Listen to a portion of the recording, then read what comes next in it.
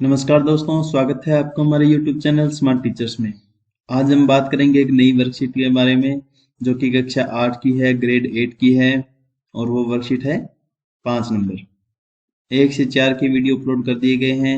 यदि आपने अभी तक नहीं देखा है तो आप वीडियो के डिस्क्रिप्शन में उसकी लिंक है या वीडियो की चैनल की प्लेलिस्ट में जाके भी देख सकते हैं। तो चलिए स्टार्ट करते हैं आज की वीडियो। अपने चलते हैं डायरेक्ट वर्कशीट नंबर 5 पर। वर्कशीट नंबर 5 में थोड़ा लेवल बढ़ा दिया गया है। यहाँ पे आपकी बेसिक से हटा के अब ग्रामर में एंटर कर रहे हैं अपने। तो यहाँ पे कॉम्पिटेंसी क्या रहेगी? The student will able to find out the subject in sentence.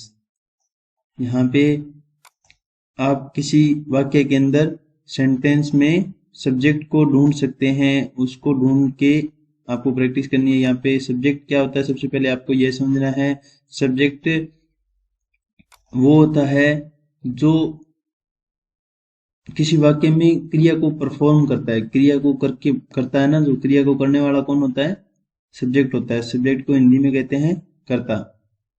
जैसे उदाहरण के तौर पे यहाँ पे दे रखा है Rohan is writing a letter. तो यहाँ पे जो रोहन शब्द है वो क्या लिख रहा है? लेटर लिख रहा है। तो लिखने वाला, लिखने की जो क्रिया है, राइटिंग है, जो क्या कौन परफॉर्म कर रहा है? रोहन कर रहा है। तो यहाँ पे जो सब्जेक्ट है वो कौन हो गया?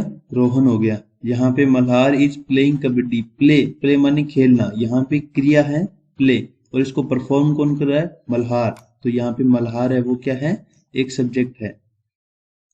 इसमें दे रखा है कि in the above sentences Rohan and Malhar are subjects. यानी कि रोहन और मल्हार जैसे अपने पढ़ा भी कि वो क्या है? सब्जेक्ट्स है, करता है। तो यहाँ पे हिंट के तौर पे आपको सब्जेक्ट की डेफिनेशन दे रखी है। सब्जेक्ट की यानी कर्ता की जो परिभाषा है वो दे रखी है। A subject is a part of a sentence that contains the person और थिंग परफॉर्मिंग द एक्शन। यानी एक्शन का मतलब वर्ब, उसके अंदर क्रिया कौन सी है। कि आप जो ये करता है वो कौन सा होता है? एक वाक्य का वह भाग होता है, सेंटेंस का वह भाग होता है जो कोई व्यक्ति भी हो सकता है, कोई वस्तु भी हो सकती है। और जो उस सेंटेंस के अंदर जो क्रिया दे रखी है उसको क्या करता है? परफॉर्म करता है। परफॉर्म का मतलब उसको करने वाला। ए सब्जेक्ट में बी ए नाउन और प्रोनाउन। सब्जेक्ट क्या हो सकता है? नाउन भी हो सकता है और प्रोनाउन भी हो सकता है। इसके बाद में चलिए वर्कशीट में जो एक्सरसाइज दे रखी है उसको अपने स्टार्ट करते हैं।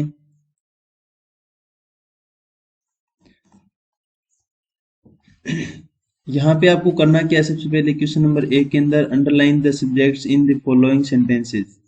सब्जेक्ट्स को अंडरलाइन करना है यहाँ पे आपको। तो सबसे 1 नंबर सेंटेंस है वो अपने बात करते हैं। Mehu comb her hair. तो यहाँ पे मेहू कॉम यानी बालों में कंघी करने का काम कौन कर रहा है? मेहू कर रही है। तो यहाँ पे जो मेहू है वह क्या है? सब्जेक्ट है। आप इसको अंडरलाइन करेंगे। इसमें दे रखा है अपने स्पष्ट कि अंडरलाइन करना है आपको।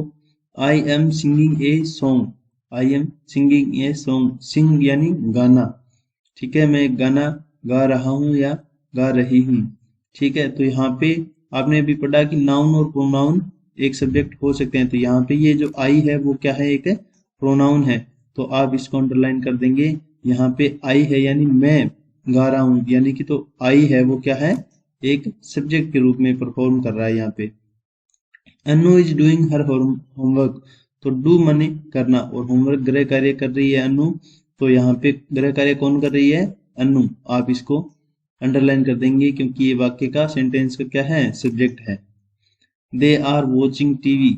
यानी वॉच माने देखना और टीवी देखने का काम कौन कर रहा है? वे कर रहे हैं, दे कर रहे हैं। यहाँ पे दे क्या है? प्रोनाउन है, थर्ड पर्सन प्लूरल है।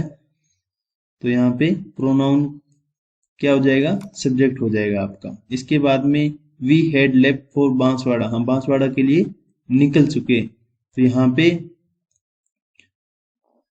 जो वी है प्रोनाउन है, वी फर्स्ट पर्सन है। ये क्या है? यहाँ पे सब्जेक्ट के रूप में परफॉर्म कर रहा है कौन? हमने छोड़ा बांसवाड़ा के लिए, हम निकले कौन? हम।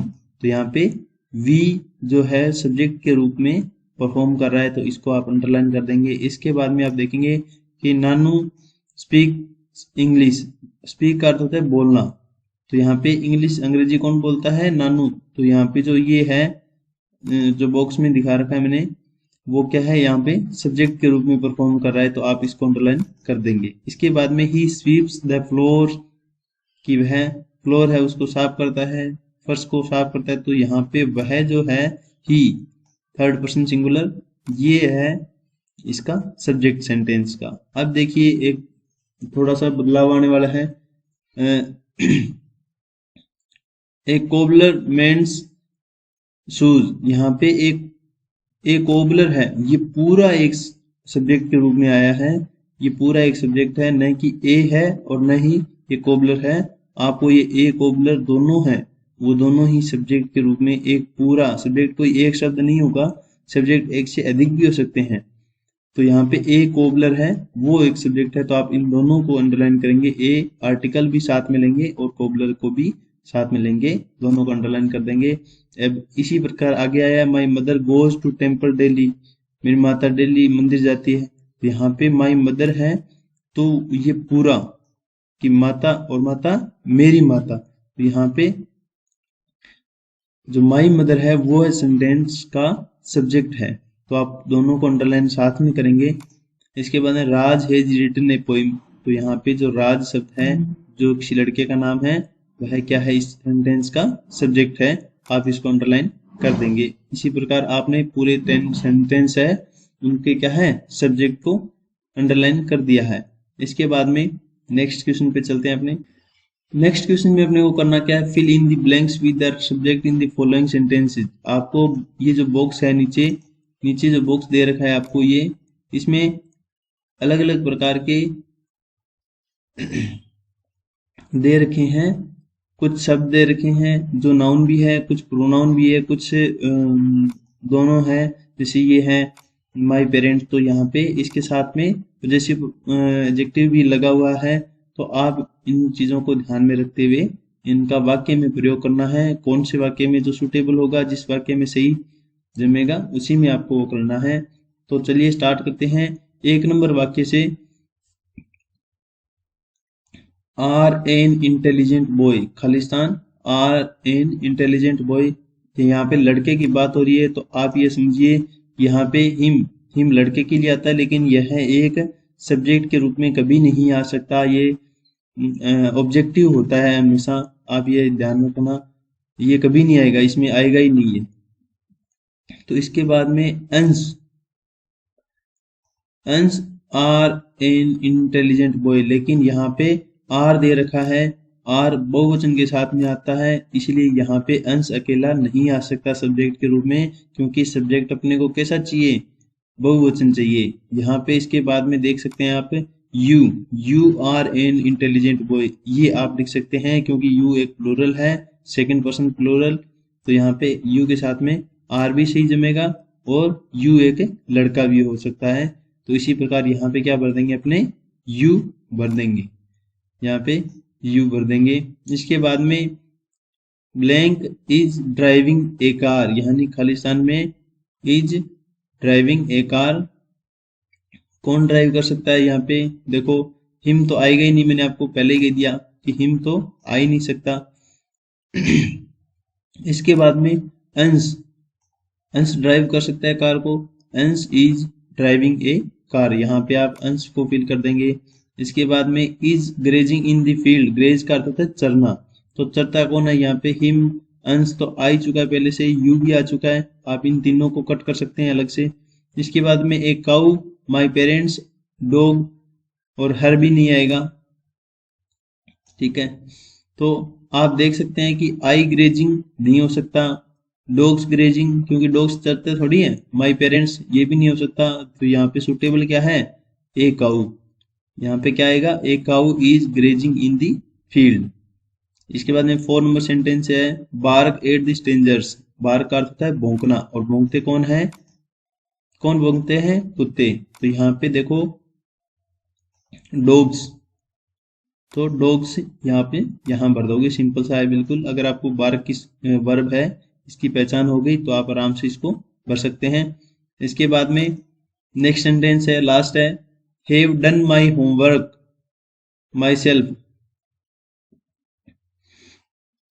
अब इसमें देखो my parents have done my homework my self, आप ऐसे नहीं कर सकते क्योंकि यहाँ पे जो माई सेल्फ आया है यह इस सेंटेंस के हिसाब से आता है, सेंटेंस के अनुसार आता है।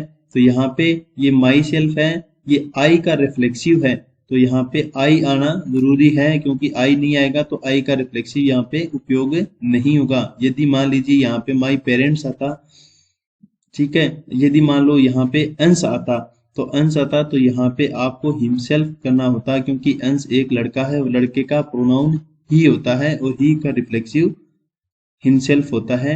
इसीलिए यहाँ पे आई आएगा, आई का रिफ्लेक्सिव माई सेल्फ होता है। किसी दिन मैं आपको ये पूरी प्रोनाउन की सारणी है वो बताऊंगा, तो आपको रिफ्लेक्सिव भी समझ में आ जाएगा और देख सकते हैं। और बने रहिए, नेक्स्ट वर्कशीट में मिलते हैं। धन्यवाद।